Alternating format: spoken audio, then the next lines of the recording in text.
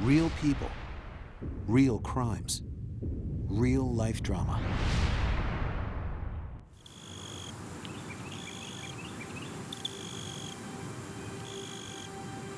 It was a savage murder. That was probably one of the most brutal that I've seen. The brutality of this was what stunned us all. But to cut a woman's throat, it's revenge, it's anger. Somebody hated her. Take a look at this. She's gorgeous, isn't she? Full of life. Just a little sweetheart. Once you knew her, you loved her forever. Can you give me her whole name? Her maiden name, Eva K. Smith, Eva K. Judd, Eva K. Wilson, Eva K. Gilbert, Eva K. Wenal. Each time did she think, okay, this guy, this is gonna be the one? I guess. She was the wife of Hal Wenal, and Hal was a real estate developer. He was very wealthy, successful businessman. He was a jet setter. He ran in a fast crowd of big money. He liked very pretty women, and he liked the glitter of life. I'm Ned Timmons, and my team was hired by Hal Wenal to investigate the death of his wife. How would you all describe this case? Puzzling, frustrating. You want to right the wrong. Somebody is out there that took this lady's life, and it's our job to try and find them. This incident happened on May 1st, 2008. Kay Wenal was at home. She hadn't been feeling well.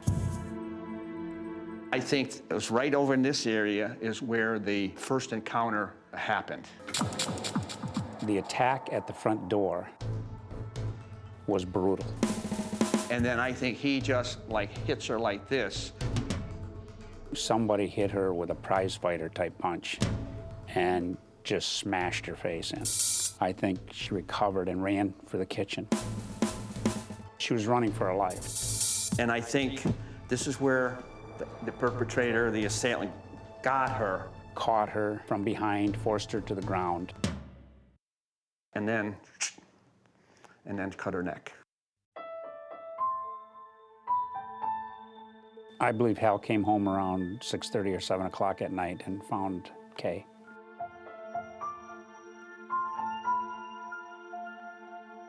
What's the hardest part about losing your sister this way? She's my best friend.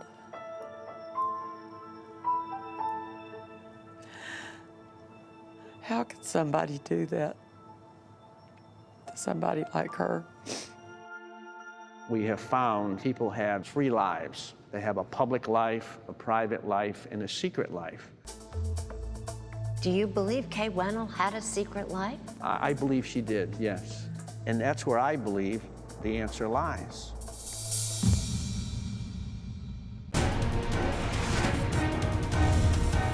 I'm Erin Moriarty.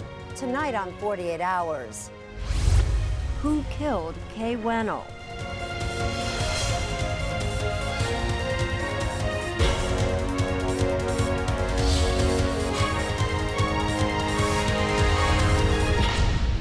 "48 Hours" will be back in 90 seconds.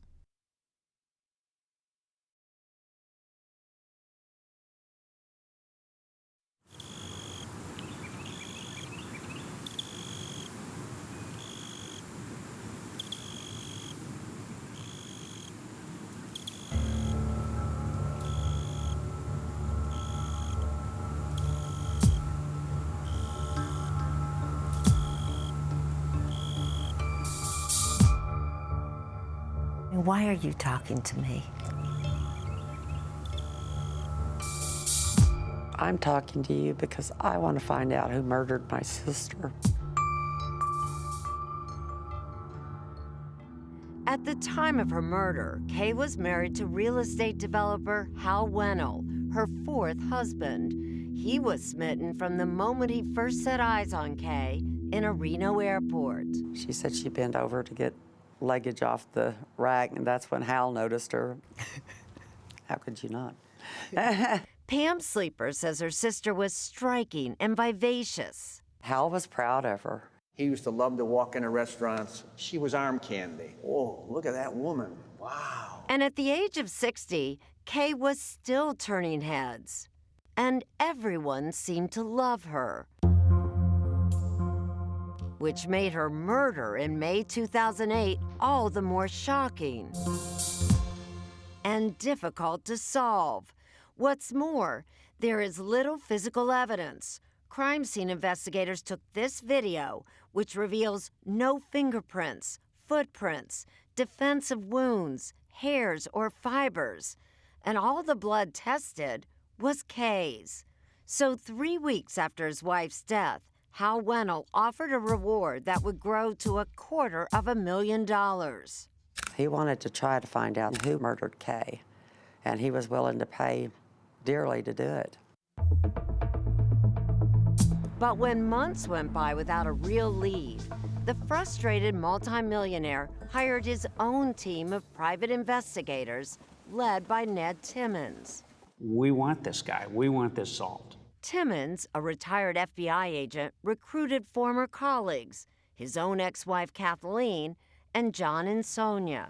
You know, when you get involved in this kind of work, you want to have closure. You want to bring them to an end. We brought them together with retired Gwinnett County Police Lieutenant Charlie Bishop, who also worked on this case, to re-examine a murder that continues to haunt them all. So can this be solved? Oh, I think it can. We need that lucky break. Normally, we follow a murder case after an arrest has been made, but not tonight. Tonight's report is a true whodunit, so listen closely. Maybe you know something that can solve this case. May 1st, 2008 wasn't a typical day for Kay Wenal. She woke up that morning with all the intentions of going to work. Usually, she was out finding tenants to fill her husband's shopping centers. Then she changed her mind, saying, I don't feel well. So whoever did this knew that she was home. There are no signs of forced entry. This is where you believe the assailant came in. Is that correct? That's correct. So John and Sonia believes Kay let her killer inside and was immediately assaulted. The proof, says Ned Timmons, is all that blood. And you can see by the way the blood droplets hit, her back had to be there, and he had to hit her with a very, very powerful blow there that stunned her. And sent her glasses flying across the room. She realized, I'm in trouble, and then tried to escape. She flees to the kitchen, perhaps to get the phone. There, he gets her, and that's where he takes control of her and kills her. By slashing her throat. What happened next shocked even these veteran investigators. Then he decided to do what we call an insurance cut, a second cut. To make sure that she was going to die. I mean, that's a cold-blooded Exactly killing. right, yeah, it really is. And Kay's killer appeared to have carefully planned his attack, Nobody saw him coming in, nobody saw him leave. which makes what the killer left behind so puzzling. There's the bloody towel up in the upstairs bedroom.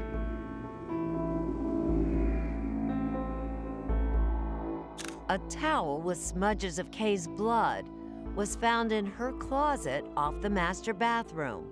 Why is he in there? It's her closet. Maybe he takes one final trophy. What are you looking for in that room? It's a big question. This is what investigators do know. The weapon. I think it might have been a scalpel or something like that. Could have been a hunting or fishing knife. Whatever it was extremely sharp. It did not cause any jagged lacerations. It was like, The assailant. You all use he. You believe a man did this? Because of the strength that it took. I don't see a woman cutting another woman's throat like that. You know, are there women that could do this? Sure, I don't think it's likely. I think this was a man. A man that John and Sonia believes is right-handed. because I think he hit her with his right, and I think the way the cuts were on her neck, it started from here to here. If he was left-handed, I think he would start here and go this way. And he was probably wearing gloves. Pieces of a latex glove were found inside the house and on the back deck that didn't match ones used by first responders. That also is confirmation that whoever did this came prepared. I mean, who walks around with rubber gloves in their pocket? The motive. Everyone agrees this was not a robbery. She had plenty of rings on. Kay's wallet and credit cards were out in the open. Jewelry worth hundreds of thousands of dollars was locked in a safe upstairs. If this was some guy that came to rob her, wouldn't he take the rings? Wouldn't he take something? The impressions that I got were that someone was very comfortable in that home, knew their way around that home, and this person has no concern that anyone is going to walk in and catch him, and then walks out the back door and departs. Investigators believe the killer made his escape through the woods behind the Wenal home. He clearly knew where he was going to when he left, and that takes an awful lot of prior planning. But did he make a mistake? Who is this? Don't know, but I sure wished I did. I'm thinking, is this the guy that murdered my sister?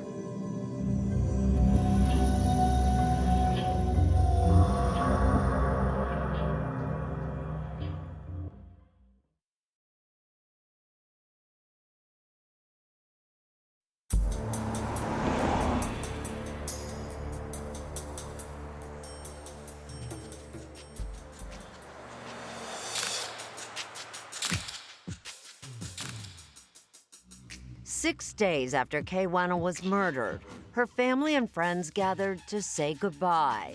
It was packed, lots of people. There was a lot of policemen there. Gwinnett County Police took this surveillance footage. They were searching the faces for suspects. Pam Sleeper was searching for answers. Did Kay have enemies? I didn't think she did, but apparently she did. Did she ever talk about having any fears? No. Anybody threatening her? No. You had to wonder about Hal, didn't you? No, it just never crossed my mind, ever. But it certainly occurred to police to look at Kay's husband. Hal was a suspect from day one. Hal, however, appeared eager to cooperate, agreeing to this police interview in 2008 without his lawyer present. To the best of my knowledge, I will tell you everything I know. And as investigators discovered, Hal had an ironclad alibi. We knew Hal physically wasn't there. We have video of him leaving his office. We have video of him going to a fast food restaurant, all within the time we believe the murder took place. There was also no evidence Hal had hired anyone. What's more, he seemed grief-stricken by Kay's death. There are nights I wake up crying my heart out, middle of the night, like a child. It's horrible. It's really horrible, and especially if you don't know why, if she was hit by a car. Hal wasn't a part of this, in my opinion. So you don't believe he was involved? No. But I think Hal was protecting the memory of Kay. The secret stuff. The secret stuff, and he didn't want to divulge that because it would reflect poorly on Kay. Secrets Kay didn't even share with her sister Pam. There was a whole lot apparently she didn't talk to me about. And you think somewhere in there is the clue to her killer? Mm-hmm. I sure do.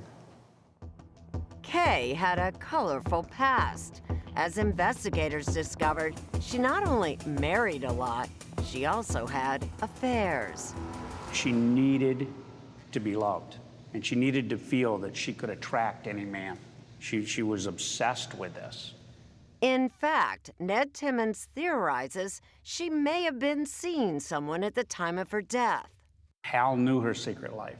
Hal was involved in the secret life, in my opinion. Do you think he put up with her then having affairs just to keep her on his arm? Absolutely, yeah. In a murder investigation, nothing is private. So the Wenal house was searched, and according to John and Sonia, more possible evidence of Kay's secret life was uncovered. Material we found in the house, Right? which would not be normal. In what way? What do you mean? It was unusual, almost perverted. Kinky? Kinky, yes, kinky is a good word. Outfits detectives described as fetish wear. And when we talked to Hal about it, first he said, no, I don't know anything about that stuff. Oh, and then the next time, oh yeah, we went to a masquerade party and she dressed like a French maid. But this Halloween costume is tame compared to what else was found in Kay's closet. The list in police reports is X-rated. These outfits were not something a French maid would wear. And if she's not wearing them for Hal, then who's she wearing them for? Kay is a beautiful woman. Mm-hmm. If you came out and I'd line up 30 guys I know, they'd all tell you the same thing. Any guy would fall in love with Kay in a minute. Do you believe she knew her killer? I think she probably did. And cops do have one possible clue to his identity. A stranger seen in this neighborhood the very afternoon Kay was killed. This sketch was made with help from one of the Wenal's neighbors, who told police he actually saw the same man twice, on the day of the murder and the day before. And he had a flyer for a house that was for sale in the subdivision, and the neighbor said, oh, it's way on the other side. And he just turned around and he walked away out of sight. The first encounter stood out to the neighbor because the stranger didn't seem to have a car. Now, this is an area, you just don't walk around in a neighborhood. You have to drive. Nobody walks. Police later discovered that the house for sale flyer was only given to people who had been inside that house, and there had been no showings on the day the stranger first appeared. The following day, the same neighbor was looking out his bathroom window. And he sees the same guy walking toward Wenal's house, right about the time they believe that the homicide occurred. I mean, do you think this person could be the killer? I think it's a strong possibility. Obviously, we can't say for 100% until we identify that person he saw. And for more than 8 years, that's exactly what Gwinnett County Police have been trying to do. Sergeant John Richter took over the investigation in 2011. Lieutenant Stephen Shaw is his supervisor. It's a standard, white male with wire-rimmed glasses that's aging and starting to bald, and there are probably hundreds and hundreds of males walking around that look something like this. And we've, obviously explored Kay's inner circle and Hal's circle and all of their friends and acquaintances. They checked out everyone, from Kay's doctor to a restaurant manager, even a clerk at the local Hobby Lobby store who had a crush on Kay. She said, that's the strangest thing. He calls me and wants me to go for a drink with him. Investigators have cleared and eliminated all 3 men. But they're still trying to find this man, pictured with Kay in a photo taken years earlier in Las Vegas, who seemed to resemble the sketch. Do you think that person is this person? Well, I think it's a possibility that that person is seated next to Kay and with another female. It for sure could be him. You don't know whether he's a suspect or not. You just... I never could identify him. Nobody seemed to know who he was. As investigators were searching for the man in the sketch, Hal suggested they should also look at a man in Kay's past. No, I have something back in my mind. I don't even want to say it yet. That was years and years ago. Yeah. The weirdest thing was, and I really don't even like saying it, is her ex-husband. Her third husband, Jeff Gilbert. Was she still married to him when you two met? When we met, absolutely. Mm-hmm. Yes, she was. He was running Bally's Casino, where Kay was modeling, when Hal swept in and stole her away. He threatened her when she was trying to leave. I know that. But that's what she told me, so. You don't think that would make Jeff angry enough to want to kill her? No. No. No, never. But just a few months before Kay was killed, Jeff called. He was traveling to Atlanta and wanted to see her and Hal. I said, well, what are you going to do? She said, I told him we're not going. She said, he's livid about it. We looked at him because an ex-husband is, of course, on our suspect list, but no indication that he was involved. We don't have any evidence through airlines or phone records, and we looked into it to indicate that he was in the Atlanta area. Then, nearly 3 months after Kay was killed, out of the blue, the most tantalizing and perplexing clue of all. I was in shock. I didn't know what to think.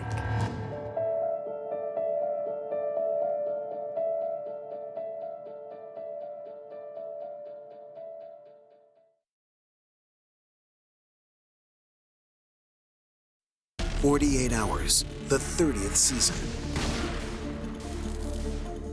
From Russia with murder. I was hired to hunt down Victoria Nasirova. She allegedly killed Nadia Ford's mother. From the streets of Russia. You need to speak Russian too. Victoria, CBS News. To the streets of New York. There are allegations that Victoria has left a trail of victims. She was going to continue drugging and poisoning people to get what she wanted. Tracking her mother's killer. I fear for my own life. She's pure evil. The widow. County 911. Help me! Help me! My husband's hurt himself. Was it a homicide or was it a suicide? There were 3 shots. This is not a comfortable way to kill yourself. It's not. What do you believe happened to David Leith? Raynella Leith killed him. Anyone see her pick up the gun? No. Fingerprints? No. That's a problem, isn't it? What about her first husband? He was trampled by his own cattle. She'd been charged with the murder of 2 husbands. They called her the Black Widow. Were you at all prepared for what happened in this case? Shock is the word that comes to mind. Grapes of wrath. He calls 911 and he's yelling into the phone, help me, he shot me. The shooter is in the truck, shooting out the window. Who are these guys? Greetings from Dahl Vineyards. Robert was almost too good to be true. Imad, golden boy at Cisco, who was starstruck about getting into the Napa Valley wine business. And Imad's dream crossed paths with Robert Dahlstream. This is over money. $800,000 in a gym bag? Yeah. This is what $800,000 in cash looks like. Did you ever imagine that this is how it was going to end? A new season, 48 Hours.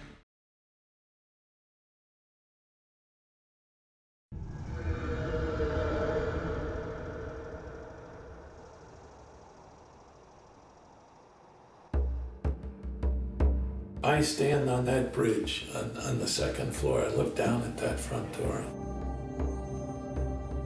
I say, Kay, what happened here? What really happened?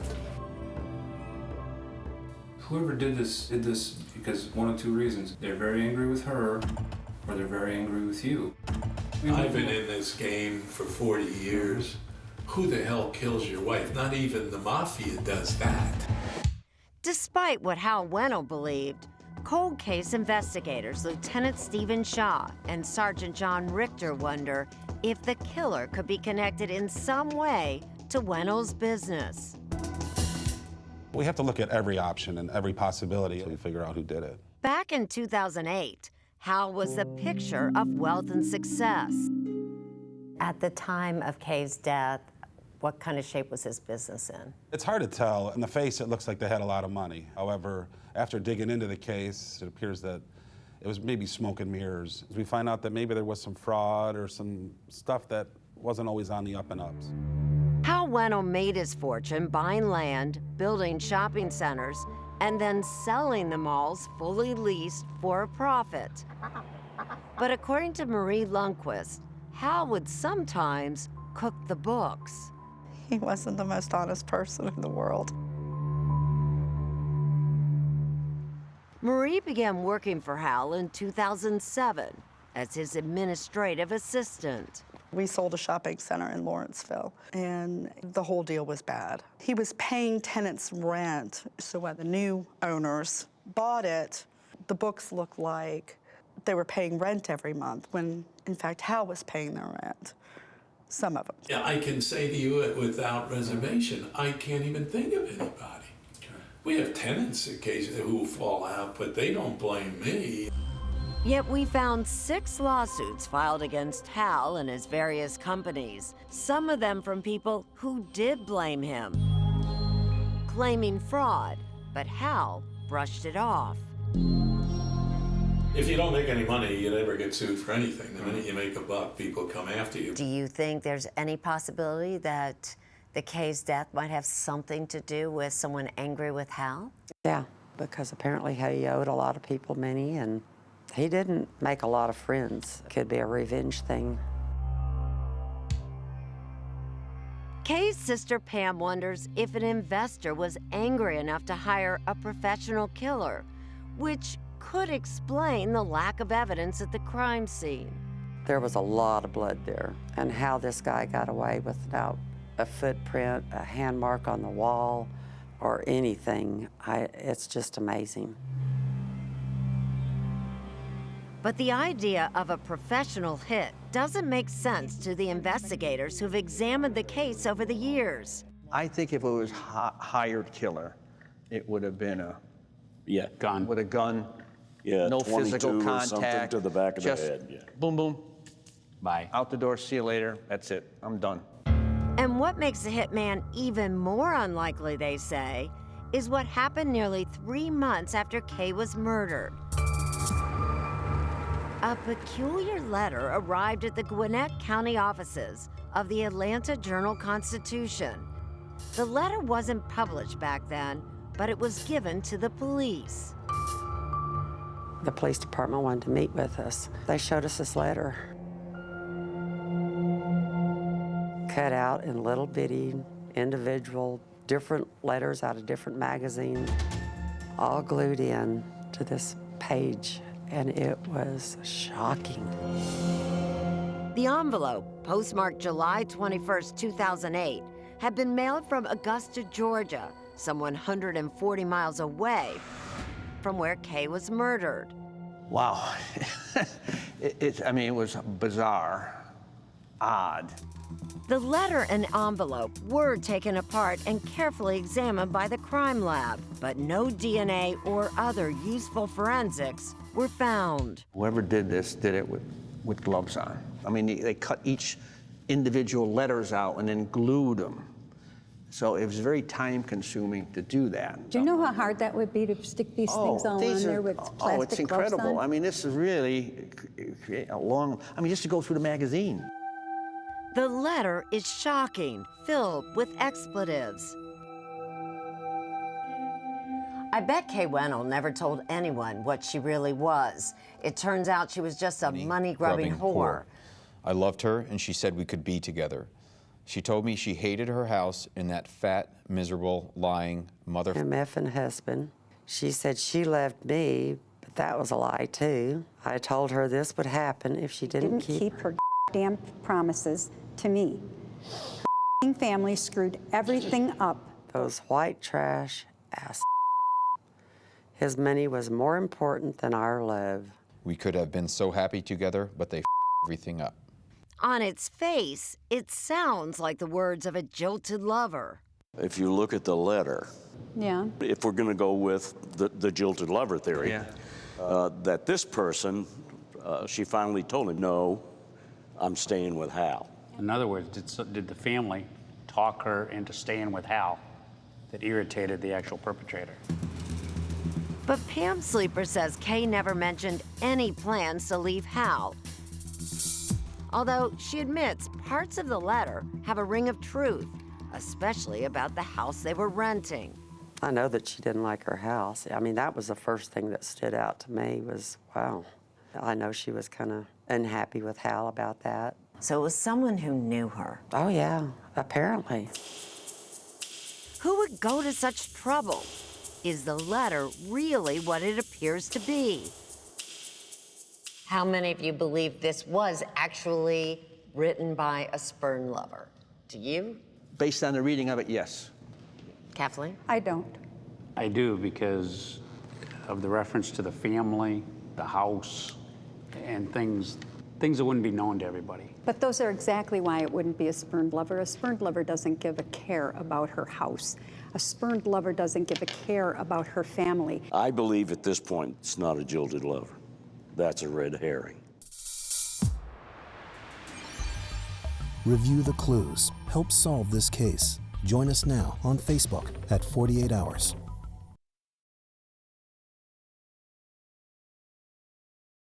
A special 48 Hours podcast series on radio.com. The Widow. 6 episodes starting Tuesday. One woman, 2 dead husbands. Could she be that unlucky?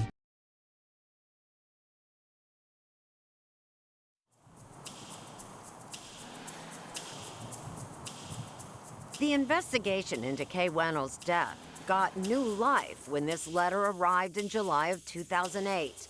It felt like something dreamed up by a Hollywood screenwriter.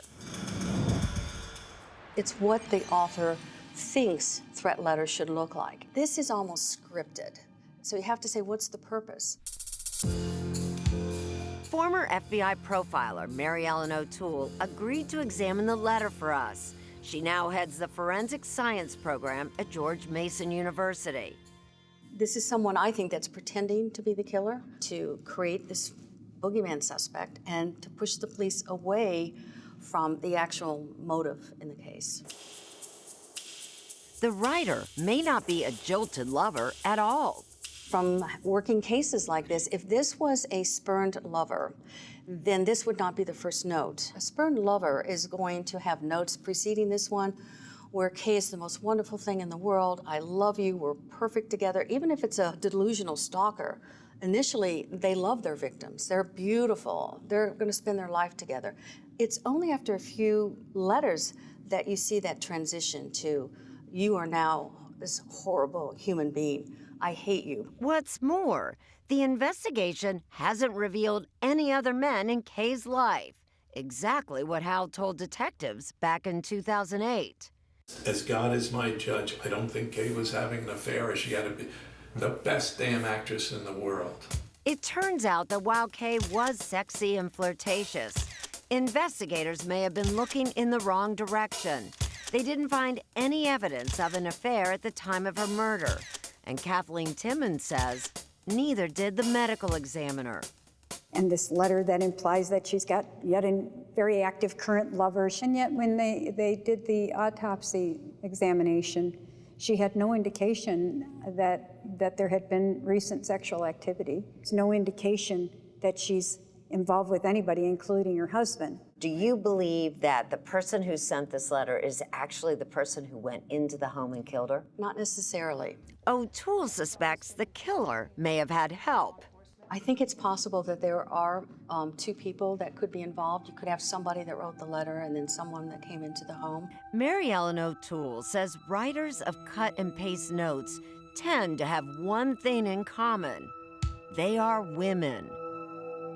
I can tell you that that's my experience. I've seen them written by teenage girls. I've seen them written by middle-aged women. But the behavior at the scene, just that kind of violence, certainly suggests to me a male offender. If the profiler is right, that means a man and a woman could be involved in Kay's death, with the woman creating the note to throw police off the trail. Someone may have been interviewed and they felt like they could have been considered a suspect, didn't want that, and produced this note. Isn't this a very risky thing? A terribly risky thing to do. O'Toole suggests taking another look at the people interviewed by police back in 2008. One of those people was this woman, a friend of Kay's and Hal's, Karen Scott. Karen worked for Hal, and she promoted herself as Hal's right-hand man. And Karen was an obvious suspect of ours because she was close with Hal and Kay. In any investigation, you're going to start with who's closest to them. So close that when Karen remarried, it was Kay who gave the wedding shower and was matron of honor. Marie Lundquist was there. Oh my gosh, it was a gorgeous wedding. Hal walked her down the aisle. And the day Kay was killed, Investigators discovered Hal and a colleague had brought breakfast to Karen, who was home recovering from surgery. And later, when he discovered Kay's body, Karen was his first call. She was destroyed because she and Kay were like very, extremely close. That's Karen Scott on police surveillance tape at Kay's funeral. You know, things change. Back then, we thought she was a good source. She would email me, wanting to be kept up on what was going on. All seemingly innocent that may not be. Documents show Karen had ongoing financial problems, but Hal was a generous boss. The money was great. I don't think she could have made that kind of money elsewhere. And she was ambitious. We looked into Karen, we looked into every other person at work, who was closest to Kay, Hal, what they would gain if Kay was out of the picture. According to this police report, Karen admitted to detectives that with Kay's death, she possibly gained the opportunity to operate the company. But she also denied that she would have had any motivation to bring harm to Kay over those facts. And she described herself as Kay's best friend. And when I heard that, I was like, really? I mean, that surprised me. Kay's sister and best friend, Pam Sleeper. You know, I know a best friend, and their relationship was not like my best friend's. Some work colleagues also question how close they really were. They were not best friends. Maybe to her face, but that's not what she was saying behind Kay's back. We reached out to Karen Scott, and she sent us this letter stating, "I lost my best friend to a brutal attack," but she declined our request for an interview. Karen has been questioned by investigators about Kay Wenal's death, and according to police reports, she adamantly denied any and all involvement. What's more, police say cell phone records back Karen's alibi, that she was home around the time of the murder, and Richter says he's unable to connect her to the letter. We investigated that thoroughly, and quite frankly, we're still investigating it, but we can't find anything to suggest that Karen was responsible for the letter or that anybody in particular was responsible for that letter. With an unknown assailant still on the loose, Pam Sleeper says her determination to find her sister's killer comes with risk. I do walk around kind of scared sometimes. I wonder if he's going to be after me next because I don't give it up. You think because you keep her name alive and you keep this case alive, that somebody might come after you? Mm-hmm. Yeah.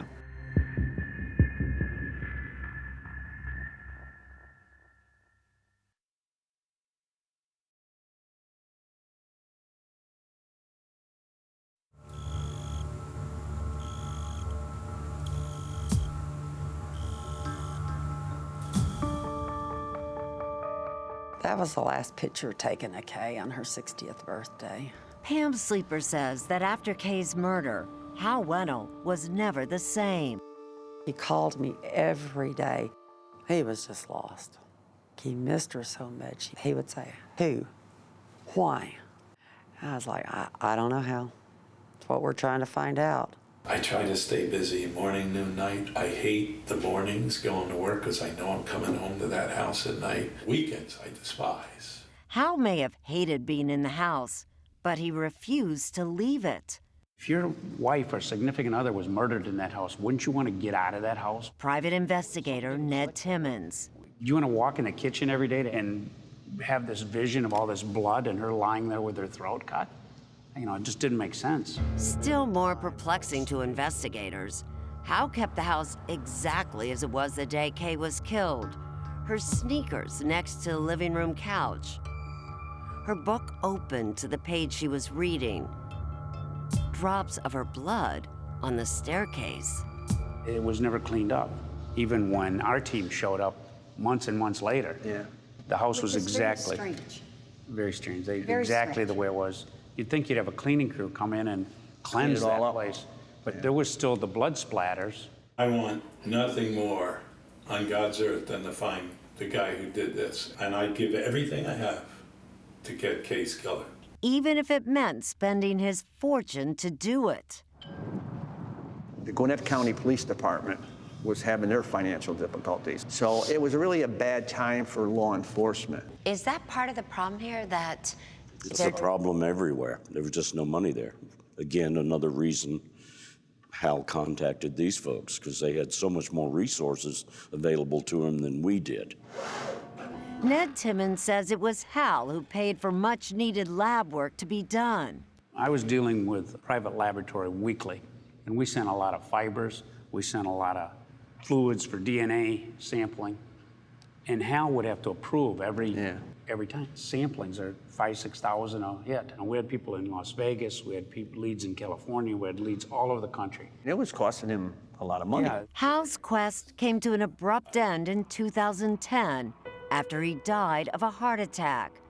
His estate cut off the $250,000 reward money and fired his private investigators. You know, there were things that we wanted to do, other leads that we wanted to follow up on. And then all of a sudden, you know, the executor says, you guys are all finished. We weren't happy about it, I'll tell you that. As FBI agents, we don't ever want to quit. And we never wanted to stop, but we couldn't afford to finance it ourselves.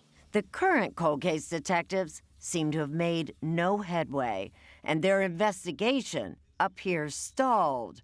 This case, on the face of it, looks like it would be solvable. Why is it still open? From the amount of time put into it and the different investigators involved, I really don't have an answer for that, and that's the most frustrating part. And I think that's probably why we're here today, is that we'll get someone's attention and someone who knows something will call us. I know there's somebody out there that knows, and I think they just need to come forward and let us know, you know. It would just help so much. We'd be so grateful. As they've done so many times, Pam Sleeper, her mother, and their husbands made an emotional visit to Kay's grave. If it was me, Kay would not give up. And I'm not going to give up. Tonight, investigators are asking for your help to solve Kay Wenal's murder. Once again, here is what we know. She was at home in Lawrenceville, Georgia on May 1st, 2008, when she was viciously attacked. Investigators believe her assailant was a right-handed man wearing gloves who used a very sharp weapon. This unidentified man, seen near the Wenal home the day of the murder, may have been involved. And then there's the cut-and-paste letter sent nearly 3 months later. People who think they get away with murder sigh a big sigh of relief when years go by. But this program is going to make them very nervous.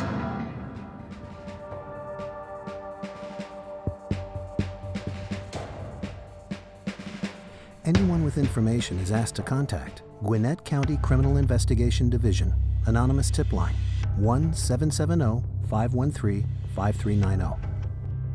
Crime Stoppers Atlanta, 1-404-577-TIPS.